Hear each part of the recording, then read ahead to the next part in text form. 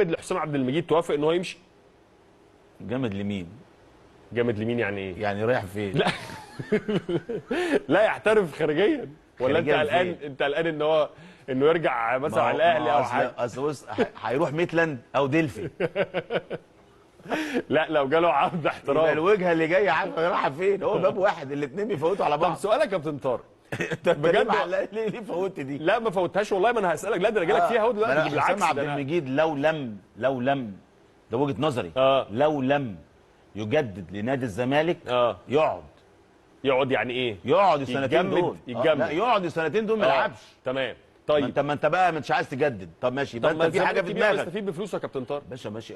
بص يا ابراهيم، ما احنا قعدنا نقول على امام عاشور كده، وقعدنا نقول على زيزو كده وبتاع، وفي الاخر الناس راحت لعبت في النادي الاهلي. النادي الاهلي شاطر، شطار في الاهلي ان هم ياخدوا لعيبه زي دي. ما انا مش معهم، ما يبقاش عندي لعيب زي زيزو واسيبه والنبي واروح ادور على غيره. ما زيزو اهو فري، فاهم؟ لكن القصه في ايه؟ القصه ان انا النهارده حسام عبد المجيد، انت عايز تقعد في الزمالك؟ جدد.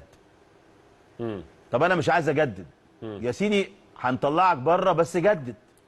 ما هي اصل يعني انت عايز تحترف؟ ايوه احترف، جدد. طب سؤال بقى يا كابتن طارق، في الجزئيه اللي انت كنت بتتكلم فيها ان هو حسام يرجع على الاهلي، انت تعاملت مع الناشئين دول كلهم وتعاملت مع ناشئين غيرهم، هل دلوقتي ما بقتش فرق؟ انا كنت ناشئين زمالك فاروح العب في الاهلي، انتوا ايامكم كان استحاله مثلا ناشئ اهلي يروح يلعب زمالك او ناشئ زمالك يلعب اهلي، خاصه اللي طالع من قطاعات الناشئين ده بيبقى يعني امر في منتهى الصعوبه.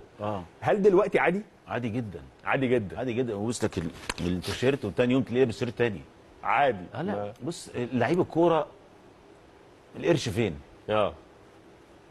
فاهم؟ ده ينفع فيلم القرش فين؟ طيب فاهم؟ القرش فين يجري عليه، فحقه ده حقه. طالما النادي بتاعي ما قدرش يحافظ عليا، سواء اسماعيلي زمالك اهلي بقى، طالما النادي مش عايزني خلاص ادور على رزقي في حته ثانيه. طب قبل ما نطلع للفاصل يا كابتن طارق، بمناسبه الناشئين، انت ايه رايك في احمد عيد؟ احمد عيد بتاع الزمالك؟ اللي هو في ايه؟ في انه يرجع الزمالك، الناس تقول انه يرجع الزمالك كباك طبعا بعد بص اقول لك بعد التفاوض مع ناديه يعني. ما انا عندي احمد محمود، الاثنين شبه بعض.